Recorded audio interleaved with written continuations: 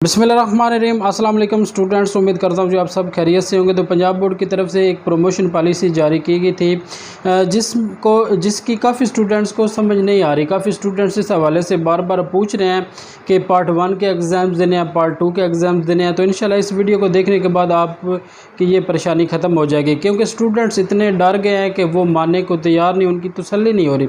तो देखें, यहाँ पर सिर्फ मैं उन स्टूडेंट्स की बात करूँगा कि जिन्होंने पार्ट 2 के सिर्फ एग्ज़ाम्स देना है, पार्ट 2 के उनके पेपर होंगे, वो भी सिर्फ अख्तियारी मज़ामीन के। अगर इंटरमीडिएट की बात की जाए तो 3 जो अख्तियारी मज़ामीन हैं उनके होंगे पेपर, और अगर मैट्रिक की बात की जाए तो उसमें मैथ भी शामिल होगा।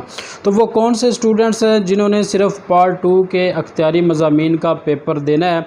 यहाँ पर एक बात स्टूडेंट्स आप ये भी समझ लें कि यहाँ पर एक जो रीअपेयरिंग वर्ड्स आ रहा है, तो इसको लेके काफ़ी स्टूडेंट्स परेशान है कि रीअपेयरिंग का मतलब क्या। रीअपेयरिंग का स्टूडेंट्स मतलब ये है कि फेडरल बोर्ड ने एक पॉलिसी बनाई थी कि किसी भी स्टूडेंट्स को फेल नहीं लिखा जाएगा। अगर 1 या 2 सप्ली आ जाती हैं तो स्टूडेंट्स के लिए लिखा जाएगा रीअपेयर। तो इसका मतलब है कि रीअपेयर का ये मतलब है कि वो स्टूडेंट्स जिनकी 1 या 2 सप्लीज थी तो वो रीअपेयर हो रहे हैं, वो अपनी सप्ली जो है वो क्लियर करना चाहते हैं। तो इसका मतलब ये है कि रीअपेयरिंग वाले स्टूडेंट्स। तो सबसे पहले जो स्टूडेंट्स पार्ट 2 में जिन्होंने अपेयर होना था, सिर्फ पार्ट 2 के इम्तिहान देने, तो वो भी 3 मज़ामीन जो इलेक्टिव हैं उनके पेपर देंगे। इसी तरह जो कंपोजिट स्टूडेंट्स हैं जिन्होंने दोनों पार्ट 1 और पार्ट 2 स्टूडेंट, यहाँ पर ये भी बात समझ लीजिए मैट्रिक और इंटरमीडिएट दोनों के लिए सेम है।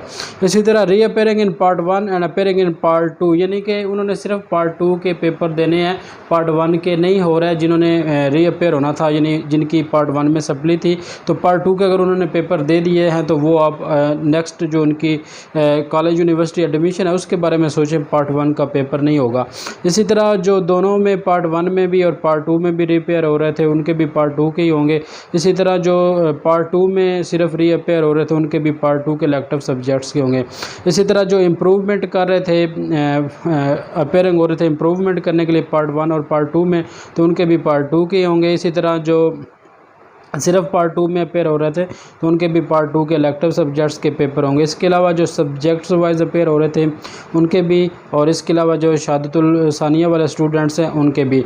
तो ये पॉलिसी जो पहला पॉइंट है, इसमें उन स्टूडेंट्स को कवर किया गया जिन्होंने सिर्फ पार्ट 2 के इलेक्टिव सब्जेक्ट्स के पेपर देने हैं। तो ये पॉलिसी इंटरमीडिएट और मैट्रिक के लिए सेम है। तो उम्मीद करता हूँ कि आपकी परेशानी ख़त्म होगी। बाकी जो इम्प्रूवमेंट कर रहे थे पार्ट 1 की, तो उन्होंने वो पेपर देने हैं इलेक्टिव सब्जेक्ट्स के और कंपलसरी के, उनके एवरेज मार्क्स उनको मिल जाएंगे।